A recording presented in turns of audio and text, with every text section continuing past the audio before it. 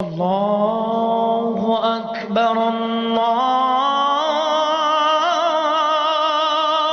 اکبر۔ بسم اللہ الرحمن الرحیم۔ اللہم صلی علی محمد وعلی آل محمد۔ ربی اشرح لی صدری ویسر لی امری واحلل عقدۃ من لسانی یفقہوا قولی۔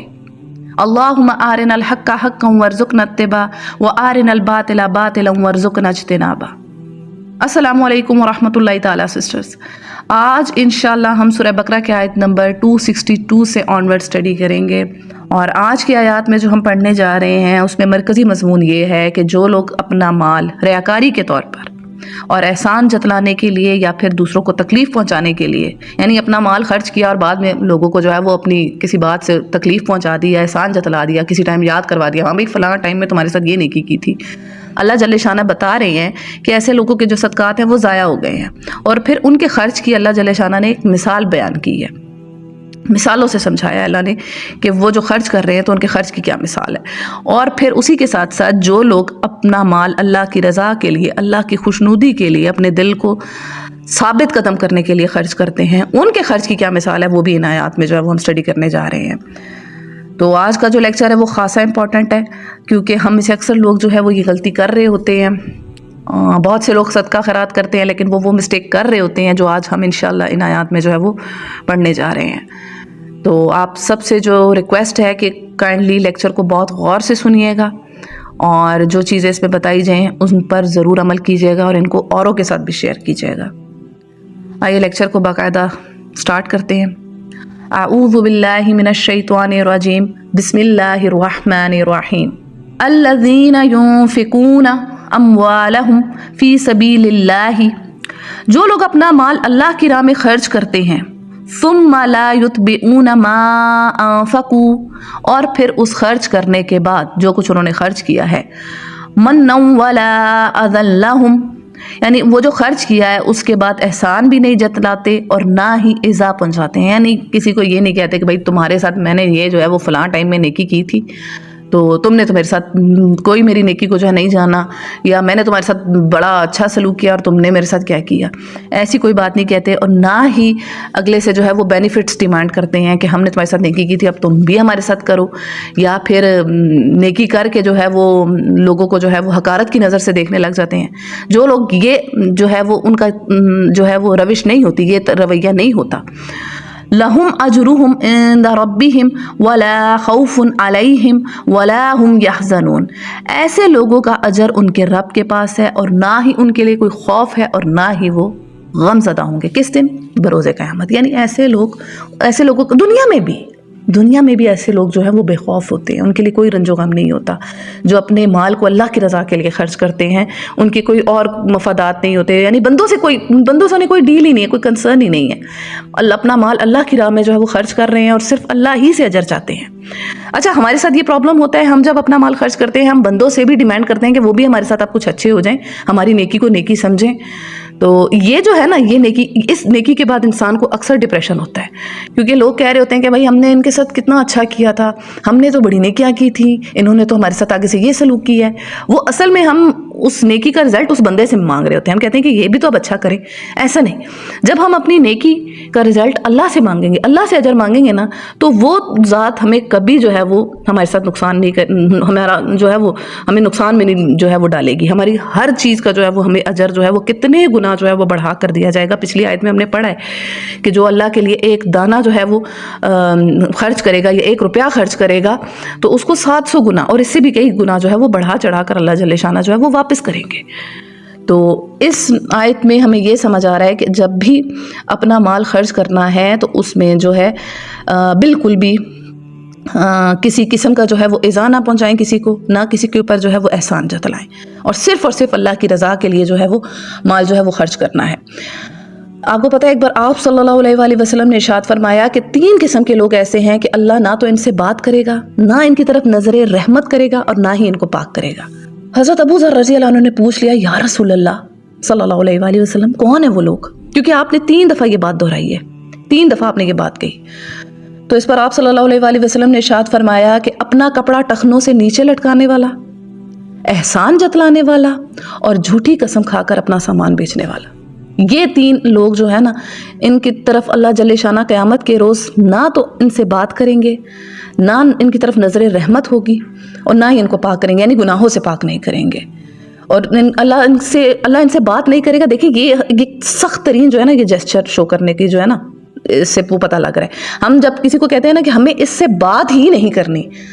ایک تو ہوتے ہیں نا ہم کسی سے ناراض ہوتے ہیں، اور اب جب ہم ایکسٹریم کسی سے ناراض ہوتے ہیں تو ہم کہتے ہیں ہم نے اس شخص سے بات ہی نہیں کرنی، اس سے تو میں نے بات ہی نہیں کرنی. یہ ہمارا ایکسٹریم غصے کا جو ہوتا ہے نا اظہار ہوتا ہے. تو اللہ جل شانہ جو ہے ایکسٹریم غصہ جو ہے وہ اپنا ان بندوں کی طرف شو کر رہے ہیں کہ جو احسان جتلاتے ہیں. تو خدارہ جو ہے وہ جب ہم نے نیکی کوئی کرنی ہے کسی کے ساتھ، جب ہمیں توفیق مل جائے نیکی کی، تو اس کو کائنڈلی جو ہے وہ اس میں پھر یہ ہے کہ اگلے بندے سے کچھ بھی جو ہے وہ ڈیمانڈ نہ کریں، اللہ ہی سے اس کا اجر مانگے. بے شک اللہ جو ہے وہ اپنے بندے کو ضرور اجر دیتا ہے. اور سنن نسائی کی روایت میں آتا ہے 2563 میں کہ 3 اشخاص ایسے ہیں جو کہ جنت میں داخل نہیں ہوں گے. اب غور سے سنیے گا. 3 اشخاص ایسے جو جنت میں داخل نہیں ہوں گے. ان میں سے کون کون ہیں؟ احسان جتلانے والا، ماں باپ کا نافرمان اور شراب کا عادی. ان 3 اشخاص کے بارے میں بھی آ رہا ہے کہ یہ جنت میں داخل نہیں ہوں گے. تو یہ جو احسان جتانا ہے نا، یہ اتنا برا عمل ہے، اللہ کو اتنا ناپسندیدہ ہے یہ عمل. اس سب سے ہمیں بچنا ہے. اگر واقعی ہم چاہتے ہیں نا کہ ہمیں ہماری نیکیوں کا اجر ملے، تو اس چیز کو سمجھ جائیں کہ کسی کے ساتھ کوئی نیکی کرنی ہے تو اس کا اجر صرف اور صرف اللہ سے مانگنا ہے. اس بندے سے آپ نے کوئی بینیفٹ نہیں مانگنا. اگلی آیت کی جانب بڑھتے ہیں. قول معروف و مغفرۃ خیر من صدقات یتبعوها اذى واللہ غنی حلیم. قول معروف، بھلی بات کہہ دینا، ٹھیک ہے، یعنی نرم طریقے سے جواب دے دینا، نرمی سے جواب دے دینا. ومغفرۃ، اور درگزر کر دینا. خیر من صدقات یتبعوها اذى، اس صدقے خیرات سے بہتر ہے جس کے پیچھے جو ہے ایذا ہو. یعنی مثال کے طور پہ آپ کے پاس کوئی آیا، کچھ مانگنے آیا آپ سے، تو آپ یہ ہے کہ اس کو اچھی انداز میں کہہ دیں کہ بھائی نہیں ہے میرے پاس ان دنوں، یا میں آپ کی مدد نہیں کر سکتی.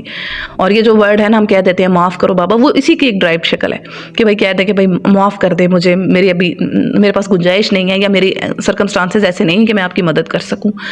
یہ بات کہہ دینا اس صدقے سے بہتر ہے جس کے پیچھے ایذا ہو، یعنی جس کے پیچھے تکلیف ہو. یعنی کہ آپ نے کسی کی مدد بھی کر دی، ٹھیک ہے، مدد کر دی، لیکن اس مدد کے ساتھ آپ نے اگلے کو جو ہے وہ تانا دے دیا، ٹونٹ کر دیا، اس کو ہرٹ کر دیا، اس کو گنوا دی اپنی نیکی کہ میں نے تمہارے ساتھ یہ نیکی کی تھی. اس صدقے سے بہتر ہے کہ انسان اچھی طرح سے اگلے کی جو ہے وہ اگلے کا دکھ سن لے، اس کی پریشانی سن لے، اس کا غم جو ہے اس کے ساتھ بانٹ لے. اور اللہ جو ہے وہ غنی ہے اور حلیم ہے، یعنی بردبار ہے. تو دیکھیں، اچھا اس میں جو ہے نا قول معروف و مغفرۃ، اس میں یہ جنرل بھی ہم کہہ سکتے ہیں کہ کوئی بھی اچھی بات، کوئی بھی بھلی بات جو ہے وہ اس صدقے سے بہتر ہے جس کے پیچھے جو ہے وہ کسی کو دکھ پہنچایا ہوا. حضرت ابو تمیمہ رضی اللہ عنہ ایک بار آپ صلی اللہ علیہ وآلہ وسلم سے پوچھتے ہیں کہ نیکی کیا ہے. تو اس پر آپ صلی اللہ علیہ وآلہ وسلم ارشاد فرماتے ہیں، حدیث کافی لمبی ہے،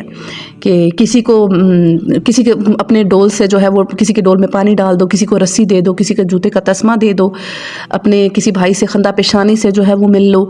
کسی اجنبی جاننے والے شخص سے جو ہے وہ اچھا سلوک کر دو. تو بہت ساری چیزیں اس میں گنوائی. جو آخر میں بات کہی گئی ہے نا، اس کو آپ لوگ بڑے غور سے سنیے گا. آپ صلی اللہ علیہ وآلہ وسلم نے ارشاد فرمایا کہ اگر کوئی تمہیں گالی دے یا تانا دے، ٹھیک ہے، کہ اگر کوئی شخص تمہیں گالی دے دے یا تانا دے دے کسی ایسی بات کے بارے میں جو تمہارے بارے میں اس کو معلوم ہے، تو تم اس کو جواب میں اس بات پر جو کہ تمہیں اس کے بارے میں پتا ہے، تم گالی یا تانا واپس نہ دو. یہ بات تمہارے لیے باعث اجر اور اس کے لیے باعث وبال ہوگی. اور اسی کے ساتھ آپ صلی اللہ علیہ وآلہ وسلم نے ارشاد فرمایا کہ جو چیز تمہارے کانوں کو سننا پسند ہو اس پر عمل کرو، اور جو چیز تمہارے کانوں کو سننا پسند نہ ہو اس پر عمل کرنا چھوڑ دو.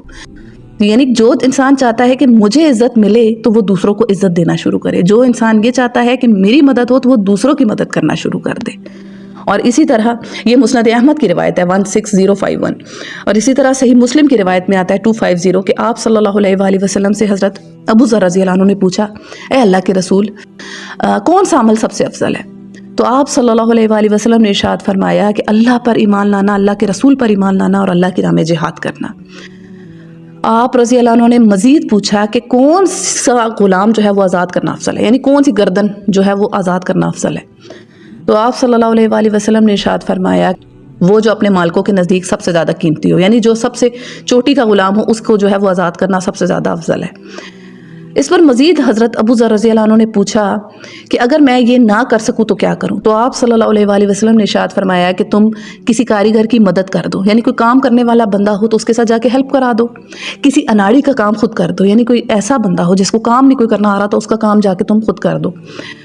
اور حضرت ابو ذر رضی اللہ عنہ نے فرمایا کہ اگر میں یہ بھی نہ کر سکوں، یعنی اس کی بھی مجھے اگر نہ استطاعت ہو، تو اس پر آپ صلی اللہ علیہ وآلہ وسلم نے ارشاد فرمایا، انتہائی غور سے سننا ہے، آپ صلی اللہ علیہ وآلہ وسلم نے ارشاد فرمایا کہ لوگوں سے اپنا شر روک لو، یہ خود تمہارے لیے تمہاری طرف سے صدقہ ہے، یعنی لوگوں کو تکلیف پہنچانا چھوڑ دو، تمہاری ذات سے کسی کو تکلیف نہ پہنچے،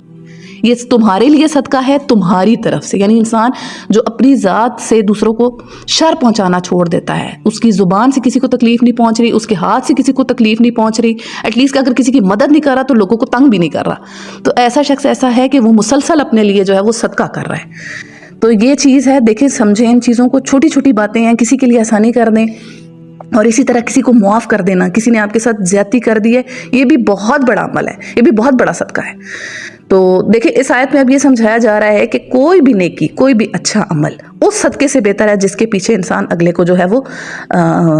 اس کو جو ہے وہ ٹانٹ کر رہا ہے، اس کو جو ہے وہ حقارت سے جو ہے وہ دیکھ رہا ہے، اس کو لوگوں کے سامنے جو ہے وہ رسوا کر رہا ہے۔ کسی بھی قسم کی نیکی جو ہے وہ اس صدقے سے جو ہے وہ بہتر ہے۔ تو یہ چیزیں جو ہیں یہ سمجھنی ہیں ہمیں، اور ان سب چیزوں پر ہمیں عمل کرنا ہے۔ اور یہ خاص کر کے ہم خواتین کے اندر یہ بہت بڑا مسئلہ ہوتا ہے کہ ہم کوئی ایک اچھا کام کسی کے ساتھ کرتے ہیں تو اس کو جب تک ہم 10 دفعہ کسی محفل میں جو ہے وہ گنوا نہ دیں تو ہمیں آرام نہیں آ رہا ہوتا۔ تو کائنڈلی ہمیں اپنی ان غلطیوں کے اوپر جو ہے وہ چیک اینڈ بیلنس رکھنا ہے۔ یا ایھا الذین آمنوا لا تبطلوا صدقاتکم بالمن والاذی، اے لوگو جو ایمان لائے ہو اپنے صدقات کو ایذا پہنچا کر اور احسان جتلا کر ضائع نہ کرو۔ کالذی ينفق مالہ رئاء الناس ولا یؤمن باللہ والیوم الآخر، مانند اس شخص کے کہ جو خرچ کرتا ہے اپنا مال ریاکاری کے طور پر اور نہیں وہ ایمان رکھتا اللہ پر اور نہ ہی وہ ایمان رکھتا ہے آخرت پر۔ یعنی جو انسان اپنا مال جو ہے وہ ریاکاری کے طور پر خرچ کر رہا ہے، اس کی مثال بالکل وہی ہے جیسے کہ کوئی شخص احسان جتلا کر یا تکلیف پہنچا کر اپنے مال کو خرچ کرتا ہے۔ ان دونوں کی مثال جو ہے وہ ایک جیسی ہی ہے، کیونکہ جب انسان احسان جتلاتا ہے کسی پر ایذا پہنچاتا ہے تو وہ ظاہر سی بات ہے وہ بھی ریاکاری کر رہا ہے، کیونکہ اس نے اجر جو ہے وہ اپنا بندے سے مانگا، اللہ سے نہیں مانگا۔ اور ریاکاری کی ڈیفینیشن یہ ہے کہ انسان جو ہے وہ اپنا اجر انسانوں سے چاہ رہا ہوتا ہے، اللہ کو چھوڑ کر، اللہ کی ذات کو چھوڑ کر۔ اب ان دونوں کے جو خرچ کی مثال ہے اللہ تعالیٰ نے اس کے لیے ایک تمثیل بیان کی ہے، انتہائی خوبصورت تمثیل ہے، آپ لوگوں نے غور سے سننا ہے اب اس پورشن کو۔ فَمَثَلُهُ كَمَثَلِ صَفْوَانٍ عَلَيْهِ تُرَابٌ فَأَصَابَهُ وَابِلٌ فَتَرَكَهُ صَلْدًا، اس کی مثال ایسی ہے جیسے ایک چٹان ہو اور اس پر مٹی ہو، ٹھیک ہے، ترابن، فَأَصَابَهُ اور اس کو پہنچے، وَابِلٌ فَتَرَكَهُ صَلْدًا، اس کو بارش پہنچے اور اس کو ایسا کر دے کہ جیسے چٹان کی چٹان۔ یعنی جو لوگ اپنا مال ریاکاری کے طور پہ خرچ کرتے ہیں یا پھر احسان جتاتے ہیں تو ان کے خرچ کی مثال ایسی ہے جیسے ایک چٹان تھی، ٹھیک ہے، اس کے اوپر کچھ مٹی پڑی ہوئی تھی، تو جیسی، اور وہ چٹان صحیح وہ اس طرح چکنی سی چٹان تھی، ٹھیک ہے، اس پر جو ہے وہ مٹی پڑی ہوئی تھی، تو جیسی بارش ہوئی جو ساری مٹی تھی وہ نیچے اتر گئی اور اب جو ہے وہ صرف اور صرف چٹان باقی رہ گئی ہے۔ اب آگے اللہ جل شانہ ان کے بارے میں کیا بیان کر رہے ہیں، لا یقدرون علی شیء مما کسبوا، ایسے لوگ اپنے نزدیک خیرات کر کے جو نیکی کماتے ہیں اس سے کچھ بھی ان کے ہاتھ نہیں آتا۔ واللہ لا یہدی القوم الکافرین، اور کافروں کو سیدھی راہ دکھانا اللہ کا دستور نہیں ہے، یعنی جو ایسا کام کریں گے ان کا کوئی جو ہے وہ ان کا کوئی اجر نہیں ملے گا۔ اچھا یہ دیکھیں گے جو آیا نا اس میں تمثیل بیان ہوئی ہے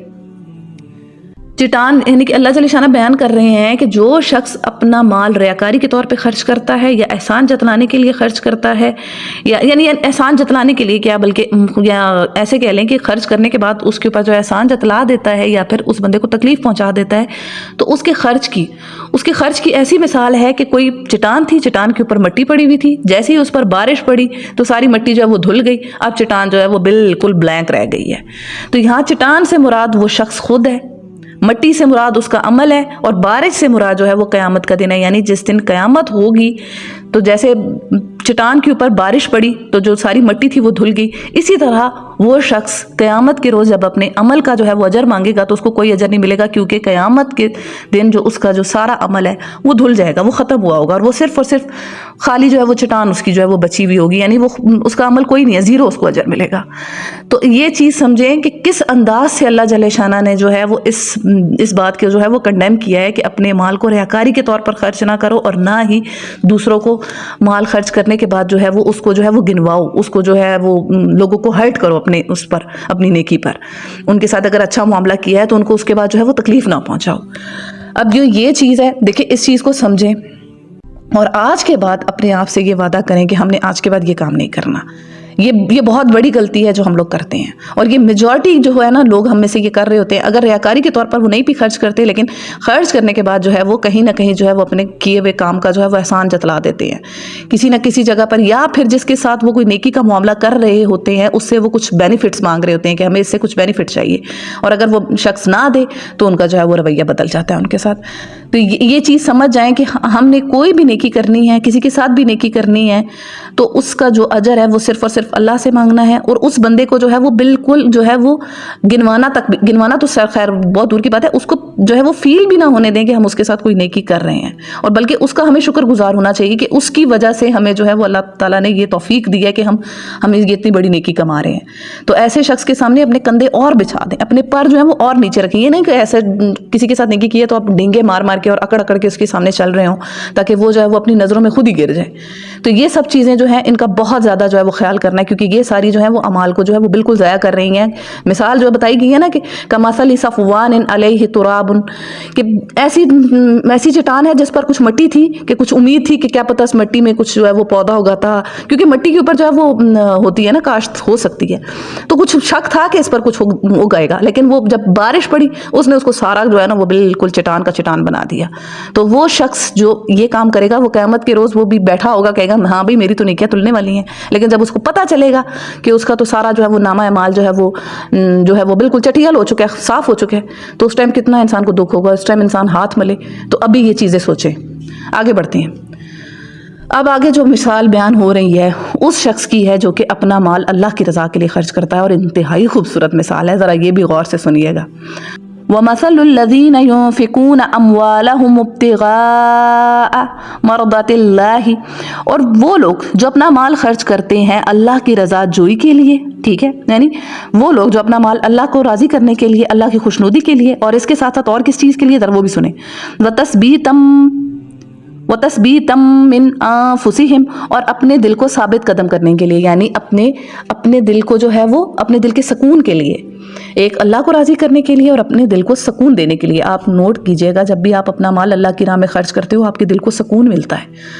اس کے ساتھ ساتھ انسان کا تزکیہ نفس ہوتا ہے، انسان پاک ہو جاتا ہے۔ یہ مضمون ہمیں سورہ توبہ میں بھی ملتا ہے، خُذْ مِنْ أَمْوَالِهِمْ صَدَقَاتًا تُطَهِّرُهُمْ وَتُزَكِّيهِمْ، اے نبی صلی اللہ علیہ وآلہ وسلم تم ان کے اموال میں سے صدقہ لے کر انہیں پاک کرو، یعنی اس سے یہ ثابت ہوتا ہے کہ جب ہم صدقہ کرتے ہیں تو ہمارا جو نفس ہے وہ پاک ہو جاتا ہے، ہمارا تزکیہ نفس ہوتا ہے۔ اور کیا کیا ہوتا ہے جب ہم صدقہ کرتے ہیں، ذرا یہ بھی سنیے گا۔ جب ہم صدقہ کرتے ہیں تو دنیا میں بھی ہمیں خیر و برکت ملتی ہے، ٹھیک ہے، ایک تو اللہ کی رضا مل رہی ہے، دل کو سکون مل رہا ہے، تزکیہ نفس ہو رہا ہے، ساتھ میں دنیا میں بھی خیر و برکت ملتی ہے۔ اور اس کی جو دلیل ہے وہ ہمیں ملتی ہے سورہ لیل کی آیت، فَأَمَّا مَنْ آتَى وَاتَّقَى وَصَدَّقَ بِالْحُسْنَى فَسَنُيَسِّرُهُ لِلْيُسْرَى، یعنی جو شخص اپنا مال جو ہے جو ہم نے اس کو دیا ہے اس میں سے وہ صدقہ جو کرے گا تو اس کے لیے ہم فَسَنُيَسِّرُهُ لِلْيُسْرَى، ہم اس کے لیے آسانی کا راستہ جو ہے آسان کر دیں گے، یعنی اس کے لیے ہم آسانیاں کریں گے، دنیا میں بھی آسانیاں کریں گے۔ میں آپ کو سناتی ہوں صحیح مسلم کی روایت 2984 نمبر پہ، اور آپ لوگوں نے اس روایت کو بڑے غور سے سننا ہے۔ ایک بار ایک شخص صحرا میں سے جا رہا ہوتا ہے تو اس کو بادل سے آواز آتی ہے، اور بادل سے آواز آتی ہے کہ فلاں کے باغ کے اوپر جا کے برس جاؤ، یہ بادل سے آواز آتی ہے۔ تو وہ شخص اس بادل کا جو ہے وہ تعقب کرنے لگ جاتا ہے، تو وہ بادل جاتا ہے ایک جگہ پر برستا ہے، اور وہاں پہ جو ہے پانی تھوڑا اکٹھا ہوتا ہے اور ایک نالی کی شکل میں جو ہے وہ ایک سمت جانے شروع ہو جاتا ہے پانی۔ تو اس شخص کو بڑا انوکھا لگ رہا ہوتا ہے یہ سب کچھ، تو وہ کیا کرتا ہے کہ اس ساری چیز جو ہے نا، سارا پانی جو ہے اس کا وہ تعاقب کرتا ہے، اس کا پیچھا کرنے لگ جاتا ہے کہ یہ کیا معاملہ کیا ہے، کہ پہلے بادل میں سے آواز آ رہی ہے اور اب پانی اس طرح اکٹھا ہوا ہے، اور اب نالی کی جو شکل ہے اس میں جو ہے وہ پانی جو ہے وہ ایک جگہ جانے شروع ہو گئے۔ تو تھوڑا آگے جاتا ہے تو دیکھتا ہے کہ ایک شخص ہے وہاں پانی کے جو جہاں نالی ہے اس سے جو ہے وہ اپنے باغ کی طرف جو ہے وہ پانی کا رخ موڑ رہا ہے۔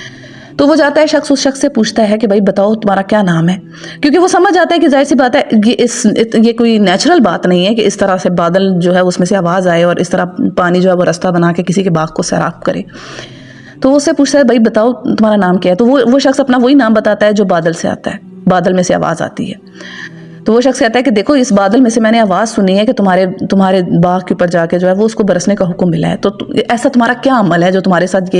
یہ معاملہ ہے اللہ کی طرف سے۔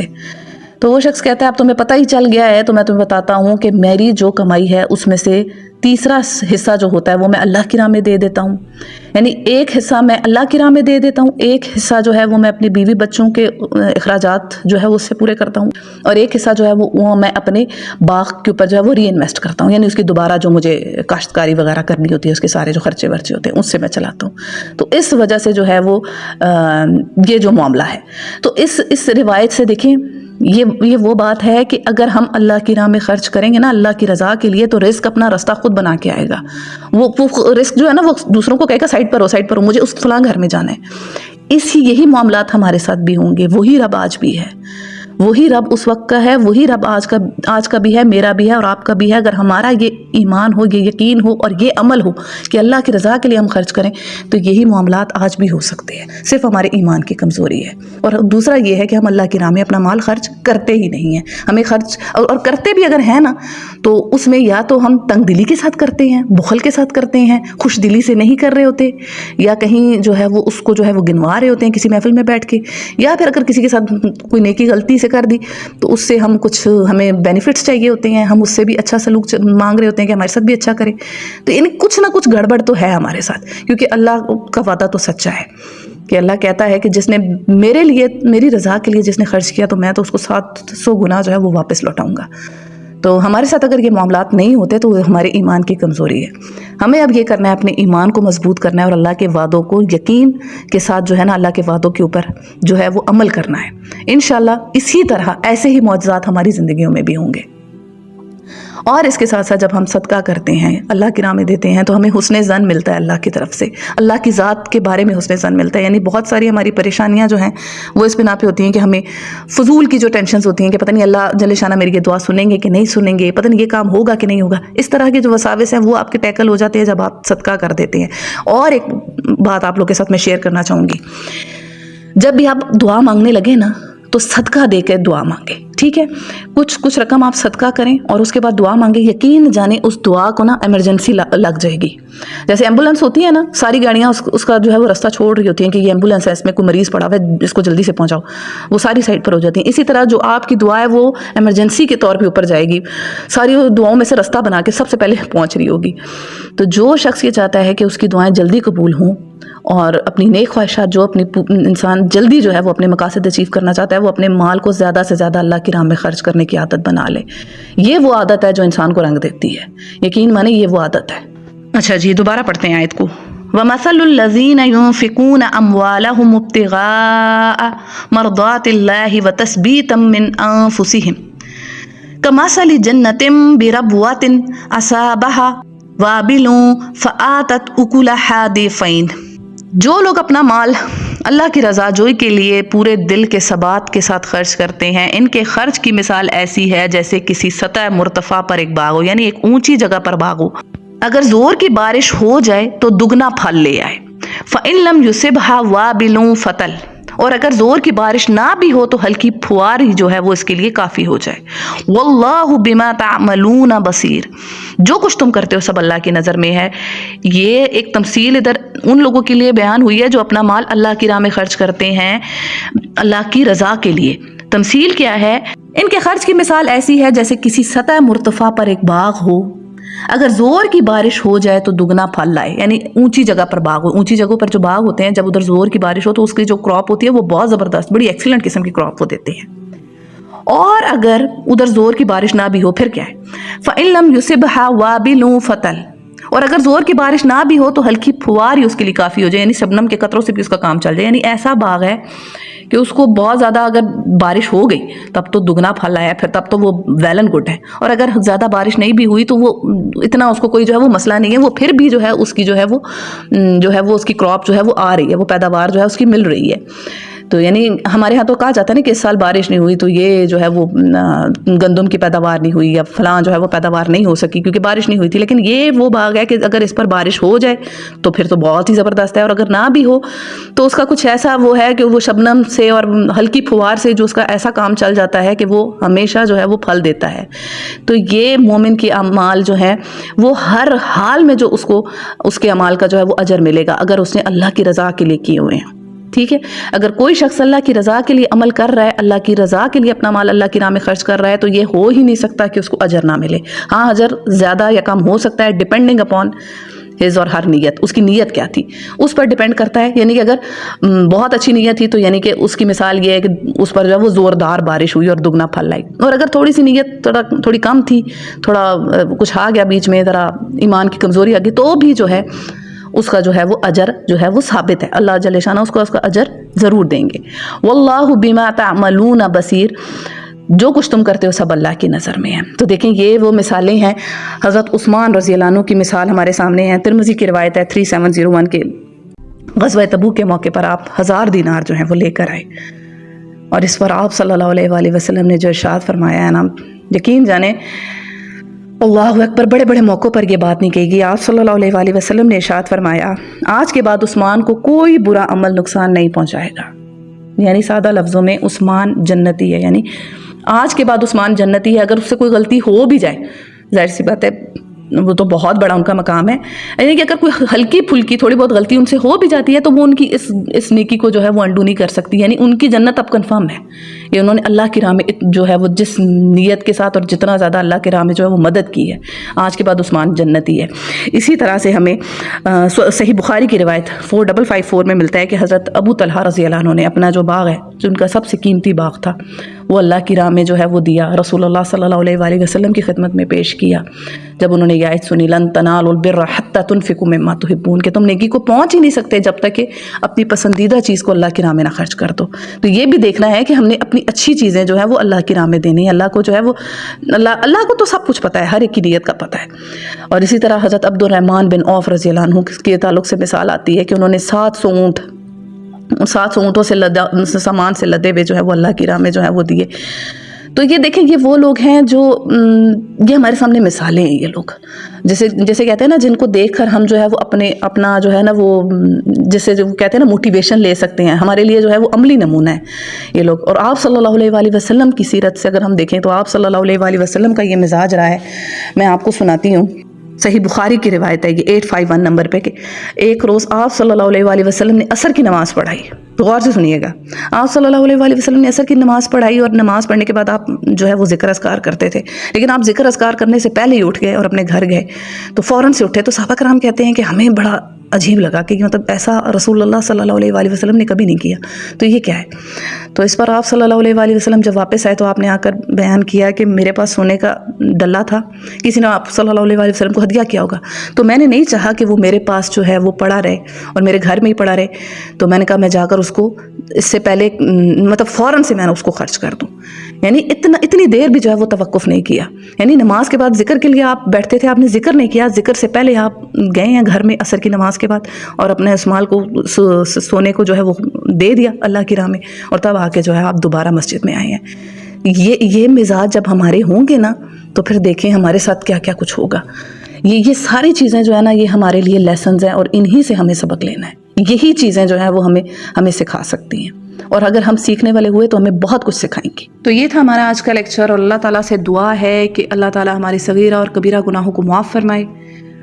اور صحیح معنوں میں صحیح اخلاص کے ساتھ اپنی راہ میں اپنا مال ہمیں خرچ کرنے کی توفیق عطا فرمائے. اپنی قیمتی دعاؤں میں تمام امت مسلمہ کو یاد رکھا کریں. السلام علیکم ورحمۃ اللہ تعالیٰ.